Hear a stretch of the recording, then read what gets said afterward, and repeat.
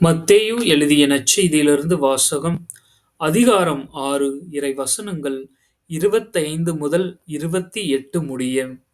ஆகவே நான் உங்களுக்கு சொல்கின்றேன், உயிர் வாழ எதை உண்பது, எதை குடிப்பதென்றோ, உடலுக்கு எதை உடுத்துவதென்றோ நீங்கள் கவலை கொள்ளாதீர்கள். உணவை விட உயிரும், உடையை விட உடலும் உயர்ந்ததல்லவா? வானத்துப் பறவைகளை நோக்குங்கள். அவை விதைப்பதும் இல்லை, அறுப்பதும் இல்லை, களஞ்சியத்தில் சேர்த்து வைப்பதும் இல்லை. உங்கள் விண்ணகத் தந்தை அவற்றிற்கும் உணவளிக்கின்றார். அவற்றை விட நீங்கள் மேலானவர்கள் அல்லவா? கவலைப்படுவதினால் உங்களில் எவர் தமது உயரத்தில் ஒரு முழம் கூட்ட முடியும்?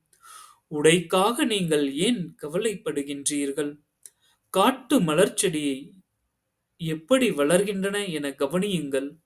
அவை உழைப்பதும் இல்லை, நூற்பதும் இல்லை. ஆமென்.